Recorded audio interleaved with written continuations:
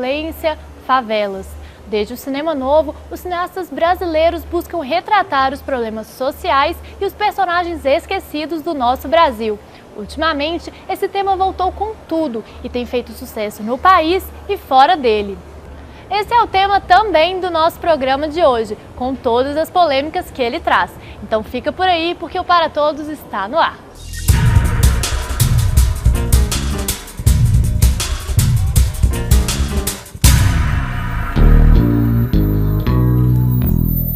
É impossível nomear todos os filmes que trazem a favela e a violência para as telonas do Brasil e do exterior.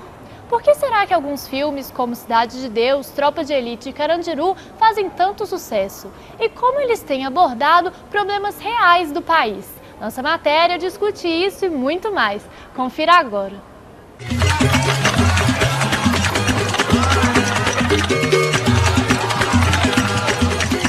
Violência vende, né? É uma temática que tende a vender. Então, eu acho que sempre vai ser uma temática presente no cinema. É alguma coisa que é do mundo social, alguma coisa do real, que está chamando a ficção e o próprio documentário para essa temática. Agora, não dá para negligenciar que também vira um nicho mercadológico, né? Assim, porque são filmes que assim, chamam a atenção do público, chamam a atenção da crítica, são filmes que fazem um certo sucesso no circuito nacional e até internacional. São filmes que são indicados ao Oscar, Tropa de Elite mesmo ganhou o Urso de Ouro em Berlim.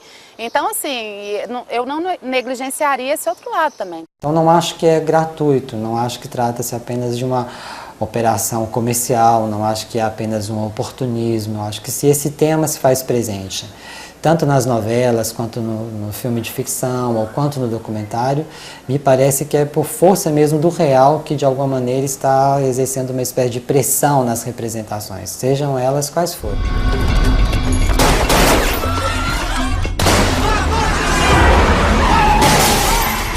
Tem uma forma geral nesses filmes, que é aquilo que a Ivana Bentes vai chamar assim, é uma forma transnacional trazendo um tema que é local. Então, na forma, os filmes são muito parecidos com um jeito de fazer já, um jeito de narrar, que é muito aceito contemporaneamente, assim. Eles têm uma certa agilidade na montagem, uma forma agradável para o espectador, assim. Então, os diálogos, as piadinhas, é um ritmo né, assim, que agrada a quem está assistindo. Como normalmente acontece quando os filmes de um país são exibidos em outro lugar, normalmente os aspectos mais típicos, mais característicos, às vezes os exóticos, eles são aqueles que fazem com que o espectador de outro país aceite mais facilmente a maneira como aquele outro país é representado. Então, né, talvez o complicado disso assim, é essas imagens fornecerem também do Brasil uma representação de uma realidade que é mais rica do que elas supõem. Cada país decide quais são os filmes que vão para o exterior, né? Então, eu acho que o Brasil também tem uma certa responsabilidade de o que está colocando fora para sua imagem, né? E a mesma coisa, é uma coisa exótico, diferente, então, né, sedutivo. Da mesma forma que os filmes sobre os guetos e gangues americanos também fazem sucesso no exterior.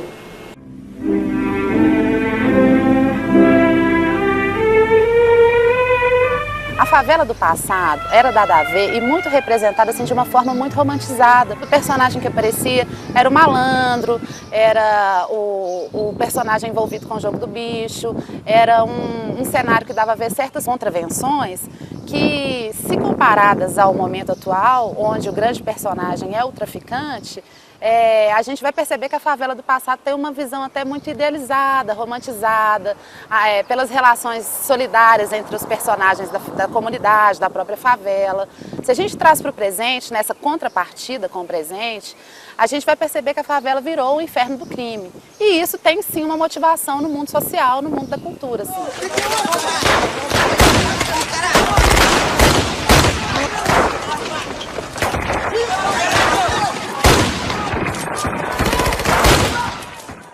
Tem uma mudança fundamental, final dos anos 70, início dos anos 80, chega o narcotráfico no Rio de Janeiro. e começa a se espalhar no espaço da favela uma nova forma de organização paraestatal. Isso tem a ver com a chegada da cocaína e com as armas de fogo no morro. Instala-se uma nova ordem social, tanto na favela quanto na cidade como um todo, porque quem consome essa droga é o pessoal da classe média, então tem ali um imbricamento, né, entre comunidade, traficante, o asfalto e o próprio Estado. Diante disso, o que acontece? No início dos anos 90, alguns telejornais vão se voltar para essa nova realidade. Telenovelas de várias emissoras vão começar a trazer um núcleo de ação dando a ver moradores de favela. A literatura brasileira vai se voltar fortemente para esse segmento, né? Aí a gente vai ter livros assim como o primeiro deles, Cidade Partida, do Zuenir Ventura, Elite da Tropa, Falcão Meninos do Tráfico. A consequência disso, os cineastas também vão se voltar para essa realidade. O filme que dá vazão a esse estado de coisas é Notícia de uma Guerra Particular, né? Ele é um documentário, mas a partir dele, que é feito em 1999, já na virada para os anos 2000, vários filmes vão se voltar para isso. Primeiro e maior, assim, o marco seria o Cidade de Deus, e depois disso vários viriam nessa esteira. É o filme do João Moreira Salles, o Notícia de uma Guerra Particular, que é um filme, né, construído muito próximo até assim, do jornalismo, tenta dar conta dessa realidade dividida, né, tentando lidar lá, mostrando os traficantes, os jovens traficantes, a polícia, os moradores. Embora nesse filme os moradores tenham, assim, não ganhem tanta atenção, mas pelo menos tenta mostrar os diferentes lados do problema. O bairro do Jockey é ruim de invadir. Nós com os alemães vamos se divertir. Se até então, né, a gente não tinha visibilidade nenhuma para esses segmentos, assim, se até início dos anos 90 os nossos meios de comunicação negligenciavam os segmentos populares, bom, de certa forma agora eles estão no foco, assim, né? Então, trazer à tona essa visibilidade, dar essa visibilidade, trazer à tona esses segmentos, possibilitar que essa alteridade esteja em questão, eu já acho que é uma coisa muito positiva, assim. Agora, é preciso ver, assim, filme a filme e ver, porque é claro, tem um estereótipo também, né? A gente sabe que tem uma forma de dizer sobre as comunidades que acaba estereotipando, sim, acaba colocando as comunidades em certo lugar, assim. Então, o que é dado a ver é sempre um conflito entre traficantes, comunidade, polícia. E aí eu me pergunto, assim, e os moradores realmente que são trabalhadores, assim, será que toda pessoa da favela tem que ser negra e tem que pegar em arma? Nós poderíamos discutir se a favela necessariamente precisaria aparecer ligada ao tema da violência, né? Provavelmente é uma espécie de perspectiva um pouco unilateral. A realidade das favelas é bem mais complexa e o fenômeno da violência é, na verdade, um dos componentes dessa realidade complexa da favela. Uma outra coisa que eu acho prejudicial é que, como eles são baseados, eles têm alguns sementes da vida real, você tem a imagem de que é um documentário e não uma ficção, né? Então as pessoas não conseguem distinguir o que é ficção, o que é sensacionalista, né? O que é inventado do que é real. Seria muito simples também dizer que esses filmes estão difundindo uma imagem equivocada, estereotipada do país, que eles fazem mais do que isso. Então talvez, mesmo esses filmes que nós podemos criticá-los assim, bastante, por causa das escolhas que eles fizeram, eles também não são filmes que se reduzem apenas a propagar uma imagem do país desta ou daquela maneira. Muita saudade dos que se foram e os que estão presos. Liberdade já. Agora não dá para deixar de fora os documentários, né? Por exemplo, para mim o Ônibus 174 é o documentário, assim, que deu conta de todas essas relações, assim, de desconstruir uma forma que a gente pensa o morador de favela, o morador de rua, e desconstruindo, assim. No começo do filme você pensa que o Sandro, que é, né, quem sequestrou o ônibus, né, fez um sequestro dentro do ônibus e tudo, você pensa que ele é um grande vilão, assim, normalmente sem cara assim, né? Mas quando o documentário vai trazendo, né, assim, vários lugares para a situação, a questão da segurança pública, a questão da infância dele, a questão da família. Então, assim, ao invés de criar um herói, simplesmente te mostra que ali tem um problema e que precisa de solução. Eu designei um nome pra ele, falei, ó, seu nome vai ser Sérgio. Tá ok, Sérgio? Aí ele, tudo bem. Então tá, meu nome é Sérgio, pode me chamar de Sérgio. Até aquele momento eu não sabia, ninguém sabia que ele era o Sandro. Os filmes do Eduardo Coutinho, por exemplo, dão a ver os personagens, né, da favela de uma maneira muito mais rica. Primeiro porque esses filmes oferecem a esses personagens a possibilidade deles construírem o que a gente chama de uma auto-mise-en-scène. Eles têm uma autonomia para construírem o modo como eles aparecem figurados, a maneira como eles aparecem representados. E aí o que nós temos é um universo muito diversificado, né? Esses personagens não são unívocos, eles não têm, nós não podemos resumi-los a um único traço. Tá linda, você tá linda. Tá linda, tu deu solta o cabelo? Solta o cabelo, não? Tô assim natural. Depois vai malhar, hein? Amanhã o que? Esse filme vai sair aonde? Eu quero saber. Vou ficar uma usando Playboy, é visto?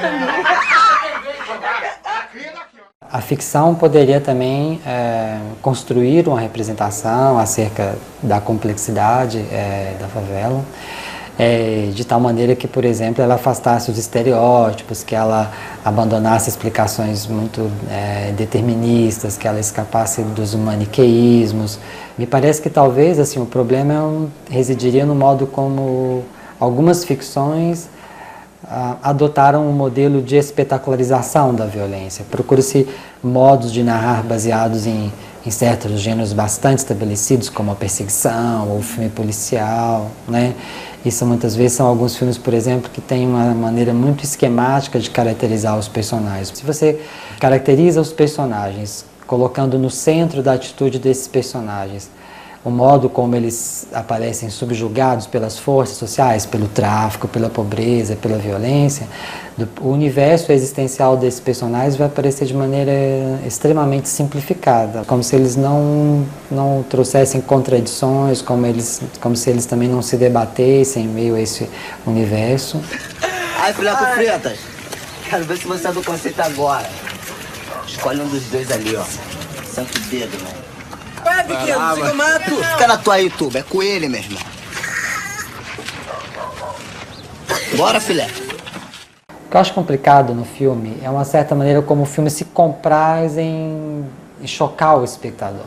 Ele não precisava fazer tanto, então ele faz uma vez, ele faz duas, ele faz três, então e em vários momentos assim, né, o filme Cidade de Deus faz essa reiteração do espetacular. Não só a violência nas imagens mesmo, né, na cena do traficante pegando uma arma, Cidade de Deus, aquela cena que o traficante pega a arma e manda um menino atirar no outro, assim, de um nível de brutalidade absurdo, mas também na própria linguagem, assim, porque a forma de contar, a montagem acelerada, aquele tempo que você não tem para pensar, os tiros muito altos, a linguagem mesmo, os recursos expressivos te levam a ter uma sensação de você como espectador ser acometido daquilo. Eu tenho uma crítica a isso, claro, porque ninguém precisa, né, assim, de estar exposto a esse excesso de violência, a esse excesso de imagem da dor, a esse excesso de imagem da brutalidade, assim. Mas eu gostaria de fazer um contraponto, que é o seguinte: mesmo em filmes que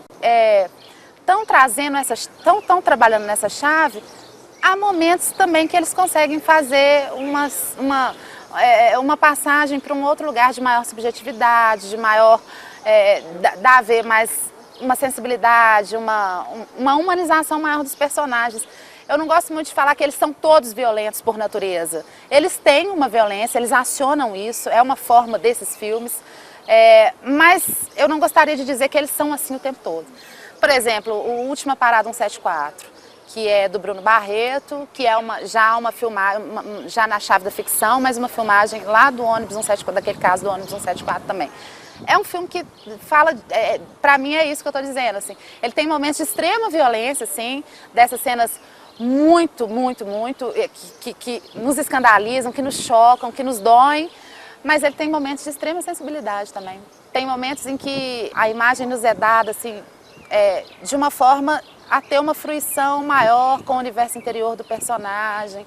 Cidade dos Homens, eu acho que é um filme que tem sempre essa violência, muitos gritos, muitos tiros, muitos palavrões, mas ao mesmo tempo tem uma visada mais humana sobre os dois personagens, né, que são o Acerola e o Laranjinha, a forma como eles lidam com seus próprios conflitos, a forma como eles interagem um com o outro. Então é uma narrativa, mas que dentro dela mesmo você tem que buscar esses espaços, assim, essa criação de espaços para poder perceber, assim, que não dá para falar que a coisa é só uma, ou, né, assim, nada é tão bom ou tão ruim. Um pai que tem um filho que não quer saber se o filho está vivo, não quer saber se o filho está morto, de que serve um pai desse?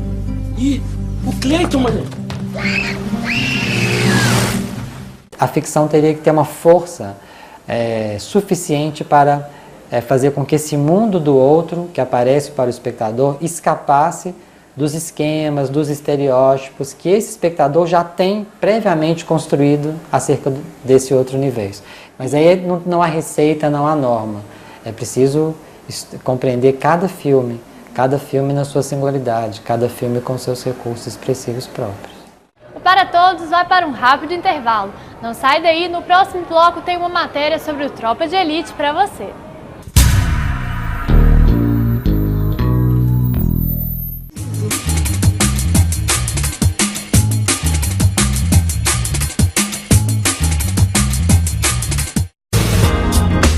Processo seletivo da Escola de Educação Básica e Profissional da UFMG. Inscrições de 27 de setembro a 8 de outubro. Se o seu filho nasceu entre 1º de abril de 2004 e 31 de março de 2005, inscreva-o no processo seletivo do Centro Pedagógico. Para o Coltec estão abertas vagas para o 1º e 2º ano do curso técnico integrado de nível médio. Lembrando que a entrada é por modalidade, podendo o candidato escolher entre análises clínicas, automação industrial, eletrônica, informática ou química. Já o processo seletivo do Teatro Universitário é para maiores de 16 anos que estejam cursando ou já tenham concluído o ensino médio e que se interessem em se profissionalizar como ator. É a Escola de Educação Básica e Profissional da UFMG, oferecendo ensino fundamental e técnico de qualidade para a população.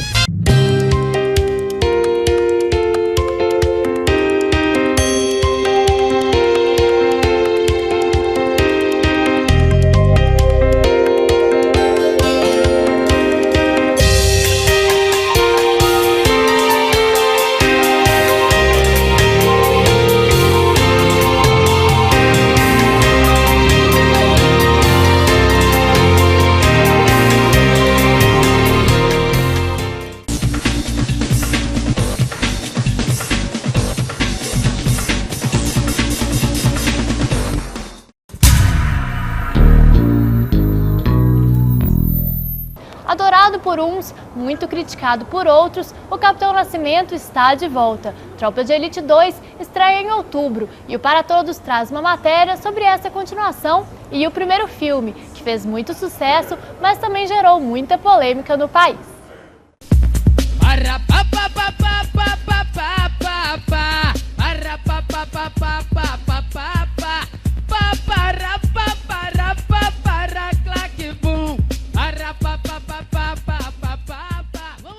Os grandes problemas que eu vejo é essa identificação do espectador com o ponto de vista do Capitão Nascimento, né?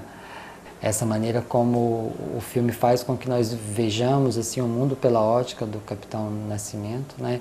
E que é uma figura, inclusive, que não é caracterizada de maneira nem contraditória nem ambígua, é uma figura bastante esquemática, bastante unívoca. Ele deu margem à criação de um verdadeiro bordão, né? Assim, que teve um apelo muito forte. Pede pra sair! Pede pra sair! Pede pra sair! Pede pra sair, senão você vai sair debaixo de porrada! Vai sair debaixo de porrada! Anticristo! 01 desistiu! Um determinado momento do filme, eu acho que é o momento, eu acho que onde o filme ganha o espectador. É aquele momento em que ele está acompanhando, por exemplo, uma sequência em que eles estão se preparando para, na verdade, a polícia que arma uma emboscada para os bandidos, ele está olhando, parece, pela mira, né, de uma metralhadora, o que seriam lá os bandidos, enfim, e há um determinado momento em que ele dá a ordem para que eles fossem executados. Assim, é nesse momento que você tem uma identificação entre o olhar do Capitão Nascimento, a mira da metralhadora, e é uma espécie de adesão assim, vamos matar esses aí. Não é muito forte esse momento em que você, colado à figura, você, por assim dizer, adere a essa maneira como ele diz. E é o momento que ele estabelece um julgamento, né? Assim, esses aí devem ser mortos.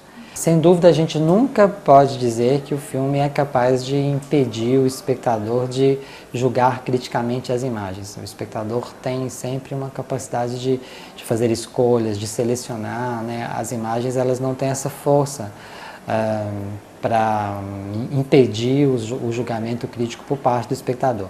Por isso, o que a gente pode estudar nos filmes é o modo como eles constroem as representações, mas nós não podemos dizer que as representações ganharão interpretações unívocas e inteiramente consensuais. Mas nós podemos encontrar algumas direções em que o filme se esforça por ter o espectador ao seu lado de um certo modo, por assim dizer, né? Então, talvez o que é complicado no filme como Tropa de Elite é a maneira como o filme quer mesmo que o espectador venha a ter essa adesão ao ponto de vista do Capitão Nascimento, que faz com que ele possa contar a história, por assim dizer, de um ponto de vista que vai ter o espectador sempre já colado, por assim dizer, ao personagem principal. É uma maneira de contar a história, é uma maneira de narrar, enfim. A guerra sempre cobra seu preço. E quando o preço fica alto demais, é a hora de pular fora. Joe. Peraí, amor, leva um pãozinho, Beto.